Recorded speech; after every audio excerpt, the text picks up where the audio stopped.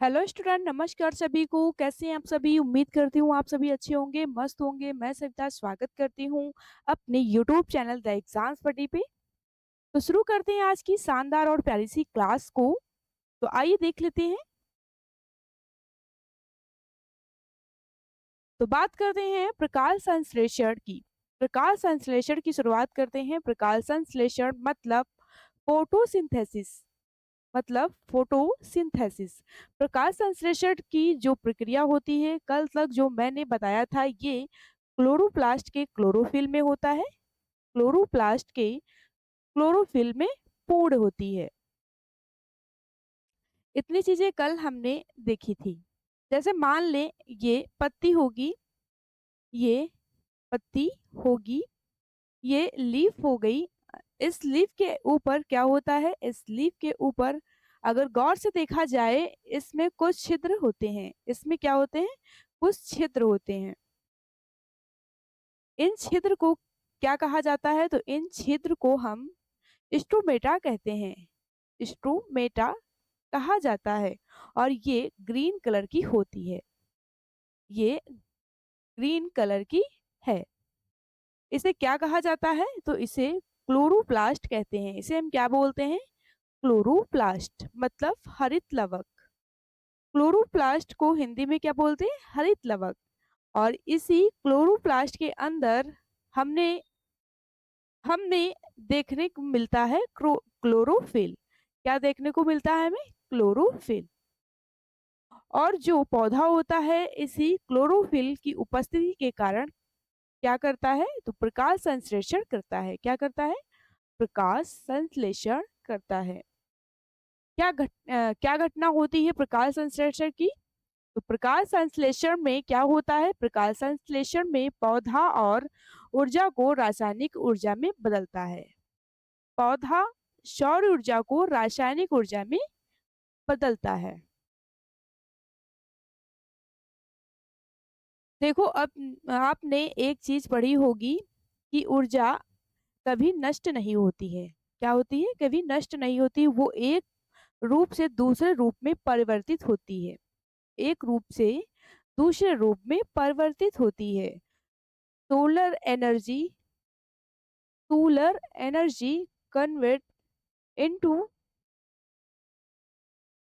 Chemical energy. क्योंकि सूर्य की प्रकाश किरणें आएंगी और आएंगी और तो लाइट आएगी। लाइट आ रही है तो क्या होगा? तो होगा जो लाइट आएगी वो लाइट पत्तियों पर गिरेगी। तो वो लाइट किस पे गिरेगी? पत्तियों पे। वो लाइट पत्तियों पे गिरेगी, वो हमारी हो गई सोलर एनर्जी। पत्तियां फिर क्या करती हैं? तो पत्तियां ये काम करती हैं कि जो प्लांट होगा, जैसे कि जैसे कि लैंड हो गई, और इस लैंड के ऊपर मान लीजिए, इस लैंड के ऊपर, ये जैसे लैंड हो गई, इस लैंड के ऊपर मान लीजिए ये एक प्लांट है। ये एक क्या है? एक प्लांट है। ये एक प्लांट है। इसके ऊपर और देख लेते हैं, ये एक प्लांट है, इसकी ये रूट्स हो गई। ये क्या हो गई? रूट्स, जड़ें। ये इसका मतलब लीफ वाला सेक्शन है जो, और ये स्टेम है मतलब तना। ये क्या होगा? तना। अब यहाँ ऊपर से क्या आ रही है? यहाँ ऊपर से आ रही है सनलाइट। क्या आ रही है? यहाँ से सनलाइट। सनलाइट, और यहाँ से ये जड़ें क्या करती हैं? तो ये ऊपर पहुंचेंगी H2O। किसको पहुंचाएंगी? तो ये पानी को और पानी के साथ, और साथ में ये पौधा क्या करता है? तो ये वायुमंडल की कार्बन डाइऑक्साइड लेता है। क्या ले रहा है? तो ये CO2 ले रहा है। क्या ले रहा है? CO2। क्योंकि हमें पता है कि ये पौधा कार्बन डाइऑक्साइड लेता है और O2 छोड़ता है। ये हम लोग बचपन से पढ़ते आ रहे हैं। तो आइए देख लेते हैं। चलिए आगे देखते हैं। अब इस प्रोसेस में क्या होता है, तो इस प्रोसेस में सनलाइट मतलब सूर्य का प्रकाश, और साथ में पौधे के अंदर क्या है, पौधे के अंदर क्लोरोफिल किस तत्व का बना है, तो क्लोरोफिल किस तत्व का बना है, एग्जाम में आता है तो मैग्नीशियम का बना है, किसका बना हुआ है, तो ये क्लोरोफिल है जो मैग्नीशियम का बना हुआ है, मैग्नीशियम आयन का बना होता है। अब यहाँ पौधा क्या करता है, तो यहाँ कार्बन डाइऑक्साइड प्लस H2O, इन दोनों से क्रिया करके क्या बनता है, तो इन दोनों से क्रिया करके क्या बनता है, तो ये बनता है भोजन, जिसे क्या कहते हैं, C6H12O6, C6H12O6 क्या बना दिया, तो इसे ग्लूकोज फार्मूला है, तो ये ग्लूकोज का फार्मूला है, तो इसने बना दिया ग्लूकोज। और तो आइए देख लेते हैं,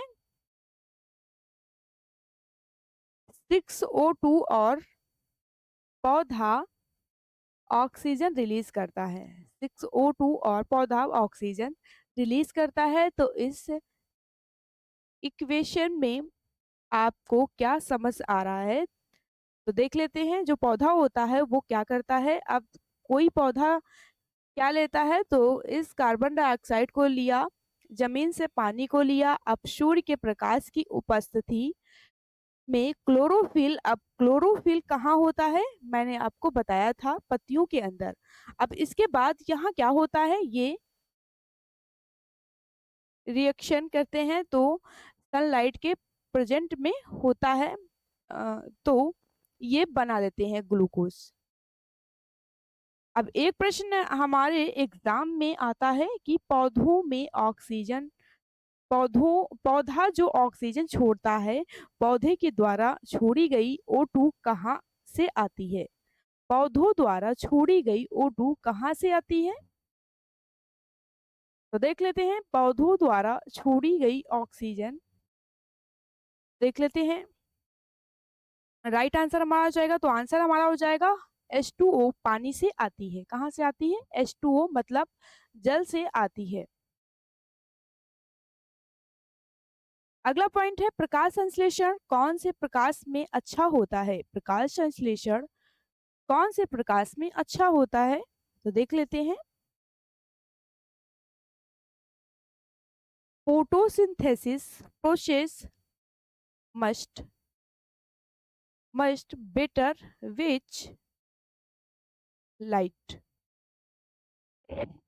तो कौन सी होती है, तो ध्यान रखिएगा लाल रंग का, किस रंग का होता है, तो ये लाल प्रकाश सबसे कम किस में होता है, तो देख लेते हैं ग्रीन लाइट, ग्रीन लाइट में होता है, हरे प्रकाश के अंदर, हरे प्रकाश के अंदर।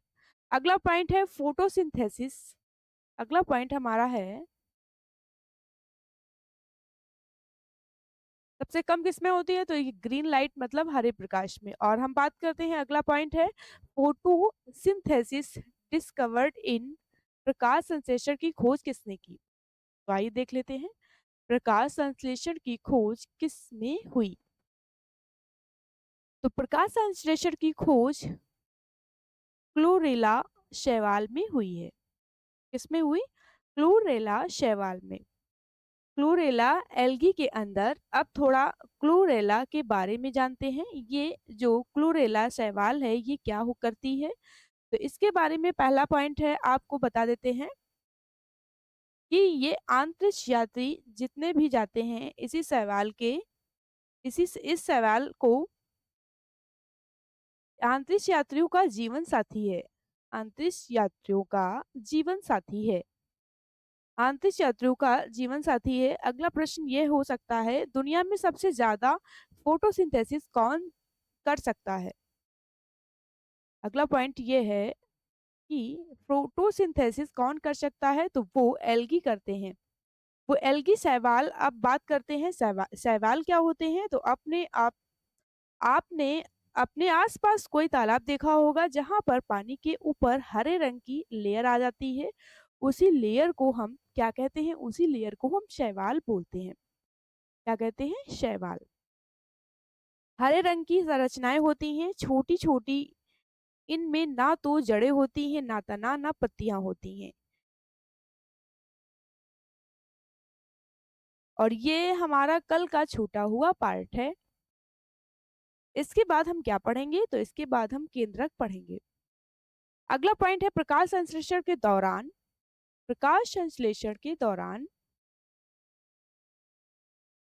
दौरान सौर ऊर्जा का पौधे का 1% उपयोग करते हैं। कितना करते हैं? सौर ऊर्जा का पौधे 1% प्रयोग करते हैं।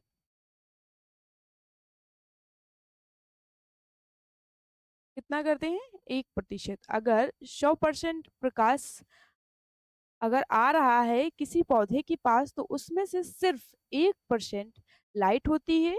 वो पौधा फोटोसिंथेसिस में कन्वर्ट करता है।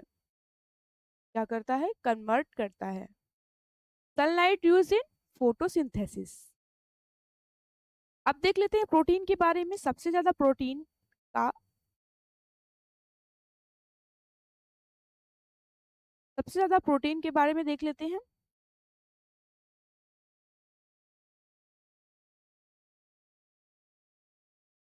तो प्रोटीन सबसे ज्यादा किस में होता है? तो सबसे ज्यादा सोयाबीन में होता है। सोयाबीन में कितने प्रतिशत होता है? तो ये होता है 45%, मतलब 45% होता है। अगली चीज देख लेते हैं, दाल। दाल दैनिक जीवन में सबसे अच्छा कौन सा होता है? तो दाल, उसके बाद आता है हमारा मशरूम। उसके बाद आता है मशरूम। मशरूम एक प्रकार की फंगस होती है, मतलब इसमें होता है, कितना होता है प्रोटीन? तो इसमें 50 से 53% होता है। सोयाबीन से ज्यादा होता है इसमें। तीसरे नंबर पे आता है क्लोरेला शैवाल। तीसरे नंबर पे क्या आता है? क्लोरेला शैवाल। तो इसमें जो प्रेजेंट होता होता है, तो कितना होता है? 75%, मतलब 75%। इन तीनों का आप ध्यान रखिएगा। अब जो पढ़ने जा रहे हैं उसका नाम है केंद्रक। क्या है? केंद्रक के बारे में पढ़ने जा रहे हैं। केंद्रक मतलब हम इंग्लिश में बोलते हैं हम न्यूक्लियस। ये मान लो ये आपकी सेल हो गई, और ये सेल के अंदर एक गोलाकार संरचना होती है। ये मान लो सेल हो गई आपकी, इसके अंदर एक गोलाकार संरचना होती है। संरचना होती है। तो वही आपका क्या होता है? तो वही आपका केंद्रक होता है। क्या होता है? केंद्रक। इसी केंद्रक की संरचना इस केंद्रक की संरचना आपको दिखाई दे रही है होगी। तो ये गोलाकार संरचना आपको दिख रही होगी, वो केंद्रक है। और इसके चारों ओर जो संरचना है, क्या कहलाती है? कहलाएगी, तो ये कहलाएगी न्यूक्लियर। क्या कहलाएगी? Nuclear membrane. क्या कहलाएगी? Nuclear membrane. मतलब हिंदी में बोलते हैं केंद्रक झिल्ली। क्या बोलते हैं? केंद्रक झिल्ली। हिंदी में बोलते हैं हम केंद्रक झिल्ली। और एक और जो गोलाकार संरचना होती है उसमें बोलते हैं केंद्रिका। इसके अंदर जो एक गोलाकार संरचना होती है, इसे हम क्या बोलते हैं? केंद्रिका। क्या बोलते हैं? केंद्रिका। इसके अंदर जो धागे नुमा संरचना दिखाई देती है उसे हम कहते हैं क्रोमेटिन धागे। क्या कहते हैं? क्रोमेटिन धागे। हिंदी में कहते हैं गुणसूत्री जाल। नंबर 1 न्यूक्लियर मेम्ब्रेन, उसके बाद नंबर 2 पे केंद्रक द्रव्य होता है। नंबर 2 पे हमारा होगा केंद्रक द्रव्य। और नंबर 3 की बात करते हैं तो केंद्रिका के बारे में। और नंबर 4 हमारा हो जाएगा गुणसूत्री जाल। गुणसूत्री जाल, इसके बारे में। तो इस तरह से हम इनको पढ़ेंगे। यहाँ तक सारी चीजें समझ में आ गई होंगी। आइए आगे देखते हैं। अब बात करते हैं हम केंद्र की खोज किसने की। तो आइए देख लेते हैं हम केंद्र की खोज किसने की है। किसने की? डिस्कवर्ड किसने किया? किसने किया है? तो सबसे पहली चीज है केंद्रक की खोज किसने की है, तो आइए देख लेते हैं। केंद्रक की खोज हमारी हो जाएगी रॉबर्ट ब्राउन ने की है। किसने की है? रॉबर्ट ब्राउन ने। कुछ बच्चे पूछ लेते हैं कि केंद्रक होता क्या है, होता कहाँ है, तो ये गोलाकार शेल के अंदर जो संरचना होती है उसे ही हम केंद्रक कहते हैं। इसकी जो झिल्ली है उसे हम न्यूक्लियर मेम्ब्रेन कहते हैं। अगर ये पूछ ले कि नेम गिवन बाई कि केंद्रक नाम किसने दिया, केंद्रक नाम किसने दिया है, तो केंद्रक नाम भी रॉबर्ट ब्राउन ने ही दिया है। अब इसके अन्य नाम देख लेते हैं, इसके अदर नेम देख लेते हैं हम। किसके? केंद्रक के। इस इसे किस किस नाम से जाना जाता है, तो इसे कोशिका का मस्तिष्क भी बोलते हैं, ब्रेन ऑफ सेल भी बोलते हैं इसे हम। तो ब्रेन ऑफ सेल कहते हैं और सीपीयू ऑफ सेल कहते हैं। इसे हम क्या बोलते हैं? कोशिका का सीपीयू, कोशिका का सीपीयू। और कुछ बच्चे पूछ लेते हैं सीपीयू का फुल फॉर्म क्या होता है, तो कई बार एग्जाम में आया हुआ है। सीपीयू का फुल फॉर्म होता है सेंट्रल प्रोसेसिंग यूनिट। क्या होगा? Central processing unit. कंप्यूटर का ब्रेन किसे कहते हैं, तो सीपीयू को कहते हैं। अब पढ़ते हैं नंबर एक, नंबर एक केंद्रक झिल्ली। क्या पढ़ते हैं? नंबर एक पे हम क्या पढ़ते हैं? केंद्रक झिल्ली, इंग्लिश में बोलते हैं न्यूक्लियर मेम्ब्रेन। न्यूक्लियर मेम्ब्रेन के बारे में पढ़ते हैं अब हम। तो ये संरचना मैं आपको शुरू में पढ़ा चुकी हूँ जब मैंने आपको सेल पढ़ाना शुरू किया था। तो एक लाइन में लिखेंगे, पहले पढ़ चुके हैं हम, पहले पढ़ चुके हैं हम। तो देख लेते हैं हम। सेल में मेम्ब्रेन वाला पार्ट पढ़ा है, तो उसमें ये हम पूर्ण रूप से डिस्कस किया है विद डिटेल के साथ में। नंबर दो हम देख लेते हैं, नंबर दो की बात करते हैं। नंबर दो हमारा हो जाएगा न्यूक्लियोप्लाज्म। न्यूक्लियोप्लाज्म इसे कहते हैं केंद्रक द्रव्य, केंद्रक द्रव्य। ये भी पहले पढ़ चुकी हूँ मैं। तो ये एक लाइन में, तो इसमें यहाँ लिख लेते हैं, ये केंद्रक के अंदर स्थित जीव द्रव्य का भाग होता है। ये केंद्रक के अंदर स्थित जीव द्रव्य का भाग होता है।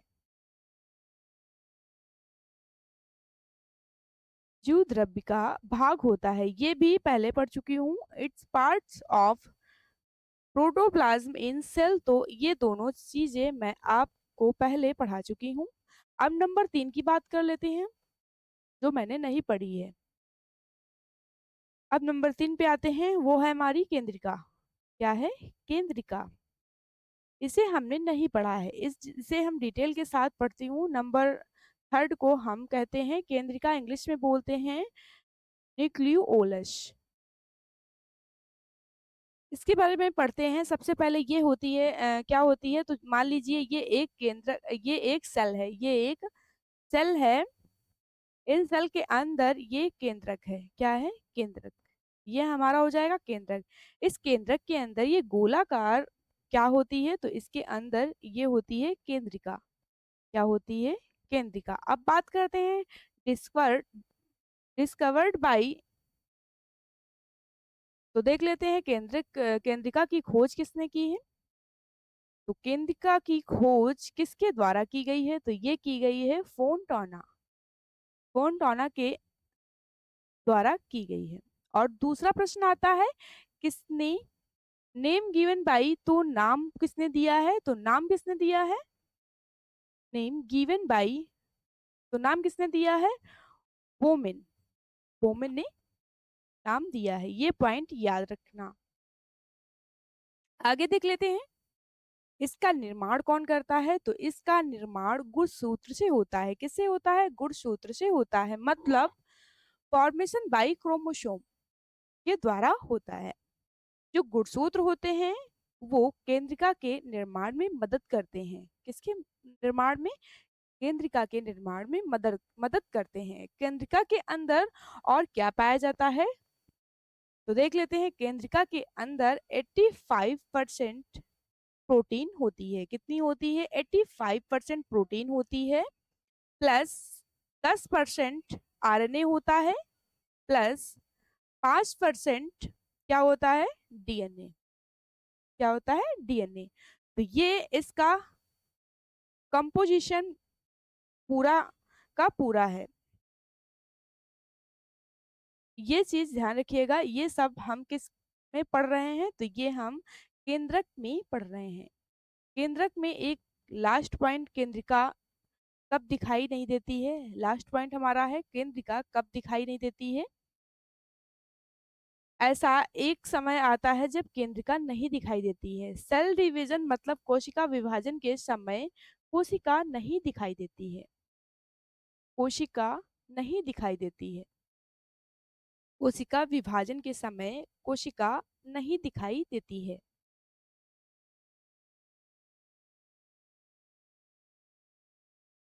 तो आज का सेशन हमारा यहीं तक था। तो आज का सेशन यहीं तक था। फिर मिलते हैं नेक्स्ट वीडियो में। तब तक के लिए थैंक यू सो मच।